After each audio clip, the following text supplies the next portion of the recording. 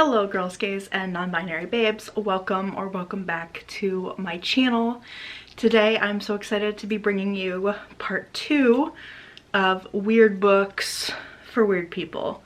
This one is going to be a little bit more unhinged than the last one, and I'm really excited to get into these and talk about them with you. So just as a general warning before we get into this, check the trigger warnings for like every single one of these books. They're all gonna have different ones, some kind of the same or similar. But yeah, if you're generally like sensitive to gory or disturbing kinds of books, then maybe this video is not for you.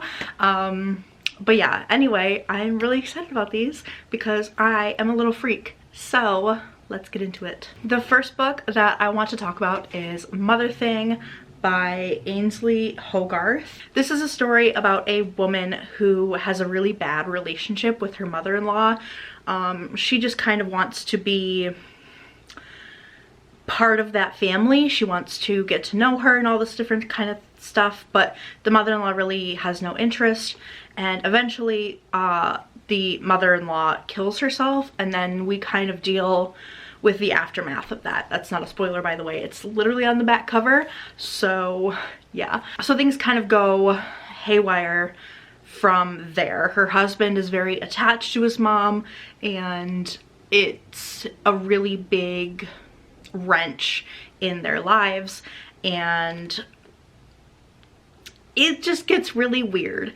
Lots of mommy issues, very weird and strange, basically, which this whole video is gonna be that. But yeah, I really like this one. I think I gave it 5 stars when I read it. It's just very psychological, and I thought it was fun because I'm weird. But yeah, next up is a book that was actually sent to me, and that is A Touch of Jen by Beth Morgan.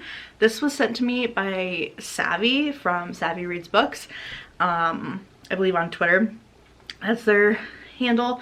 But this, I was so nervous to get into it because I had no idea what it was about. I'd never heard of it before, so it just showed up on my doorstep, and I always trust Savvy with my life. I know that if there's one thing that they're gonna do is recommend me a good book. So of course I read it, and of course I loved it. This is about a couple who is obsessed with one of their coworkers, and the coworker seems to be like this perfect girl, and they're both obsessed with her. They both like have this deep admiration, obsession with her and everything about her and all her like online posts and stuff like that. And it gets very dark and twisted, and then the end is just absolutely insane. Like I couldn't even try to spoil it for you if I wanted to. It's just so insane, and it feels like a fever dream. I really like this one too. It's crazy, and it's one that I know a lot of people haven't heard of because I'd never heard of it before. So yeah, if you're into like obsession, stalker kind of thing, then you'll really like this one. It also plays into like the whole social media aspect of that as well, as you can kind of get from the cover here. But yeah, overall really good, and I highly recommend this one. Next up, we have a couple fairly popular ones. I think the rest of these on this list are fairly popular within the horror community or weird book community, but I want to recommend them to you nonetheless because that's what I'm here for. So the next book we have is Woman Eating by Claire Coda, and this is like a vampire story. It's kind of a contemporary take on the vampire legend, and it also plays into being mixed, or at least having 2 parents who come from 2 different places, and how that impacts you and kind of plays with your mind, and how basically how it impacts your life. And I think this was absolutely fantastic. It's pretty short, so it's quick and easy to get through, and it's just really powerful. It's weird and strange, but at the end of it, you're not thinking about that. You're thinking about how the psychological impact of it felt. And it's very weird like that. It's weird when the weird books end up leaving you really just, you feel kind of like hollowed out, or you're just like thinking about it. I don't know, it's hard to explain, but I really like this one. And if you're into like, not necessarily a good for her, but kind of like an unhinged woman, then you'll like this one. And the next book is actually the last book on this list that I actually physically own. The rest I want to own, I just don't yet. But anyway, the next book is Night Bitch by Rachel Yoder. This book is really just the epitome of strange, I think. This is about a woman who thinks she's turning into a dog.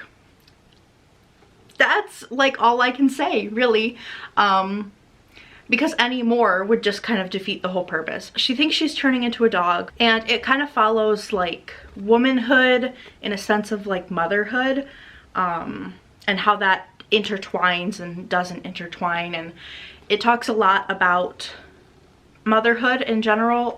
She does stop working to take care of her newborn son, and it just, that's when this thing kind of starts spiraling out of control. It's really good if you're into like books that talk about womanhood and motherhood, then you'll like this one. And it's definitely got that strange twist on it. I mean, she thinks she's turning into a dog. So yeah, will I tell you if she does turn into a dog? No, you'll just have to read it and find out for yourself. Next up is a book that had to be on this list because I am like the Jehovah's Witness for this book. Everywhere I go, I have to recommend this book. Well, at least like on the internet. I don't think I'd ever recommend this book to somebody in person, because then like if I ever see them again, it would be weird. So that book is Sister Maiden Monster. This was on my top 10 list of this past year, and for very good reason.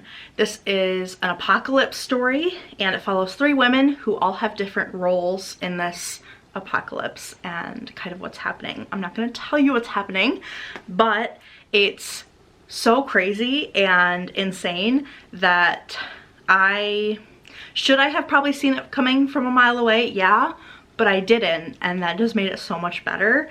It's just genuinely insane to me. So gory, disturbing. There's a lot of body horror in this one, so if you're kind of queasy about that, maybe don't pick this one up. But this book is one of my favorites of all time, and obviously it's absolutely incredible. So like I said, I have to recommend this to everybody all the time because it is like my personal duty to get everybody to read this book. Next up, we have another book that was on my top 10 list. No, it wasn't. It almost made it though. It was on the short list for it. But that is Mayfly by, I don't remember who this is by, but this was so good. This was so crazy and insane and wild. This is kind of described as a female American Psycho, and I've never seen or read American Psycho, but do with that with what you will. I have no idea if that's true or not, but a lot of people say it is kind of like marketed as that, so there's that. I just think this is about an absolutely unhinged woman, and I love her. I love her. I will never see a curling iron or a plastic eyeball the same ever again, and I'm traumatized for life, but in a good way. I don't know how to explain it, but I'm traumatized in a good way. And I love this book, and I love the writing style. It was just so like batshit insane that you just have to keep reading, where you just need to see where all of this is going. It's kind of hard to explain what it's about. It's about this woman named Mayfly, and she is working as a basically a Disney princess, and also her mother is dying, and she loses her job, and her mom dies like, I think same day, same week, something like that, and she like loses her mind basically. Those were the only two things like those are like the two pillars of her life, and they collapse, and here we are. Female American Psycho, I guess. Really incredible. Absolutely love it. Just crazy.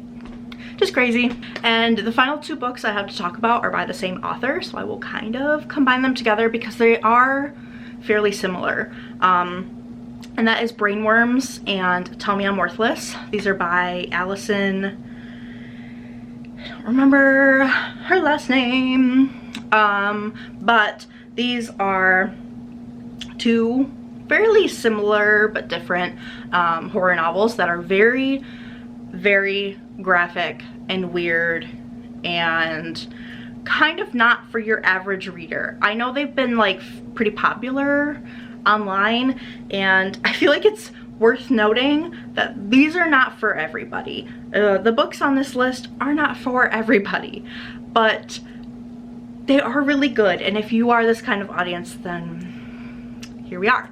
But I feel like it's worth noting that these are not for everybody.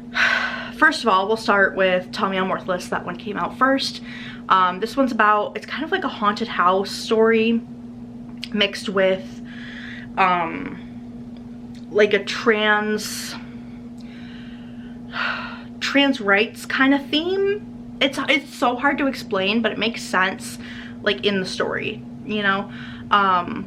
So again, and it's hard to explain what it's about because like the book's not really about that. It just deals a lot with like trans rights and trans issues, and also this haunted house story, this story where our main character is going back to the place where something bad happened and reliving it all, and there's weird body horror, and it's weird. It's weird. So yeah, that's Tell Me I'm Worthless. Brainworms is another trans rights book where it talks about trans issues, and this one focuses on how transphobia rots your brain and kind of changes who you are as a person, and that's kind of all you become, is you just have worms for brains. And it's very literal in this sense, but this one, it's again so hard to explain because there's this plot, but it's not really what it's about. I don't know how to explain these two books, but I know that they're incredible, and if you're up for it, I highly recommend them, especially if you are into, I don't want to say like into trans rights, like it's like a trend thing, but if that's something you're interested in learning more about and learning more about in general, then I would really recommend these. They're fantastic, they're well written, they're weird, they're strange, and they're gory. So what more do you need? And that is going to do it for this video. I hope you guys enjoyed. Feel free to leave me some recommendations down below. I'm always looking for more. And yeah, thank you so much for watching, and I'll see you in the next one.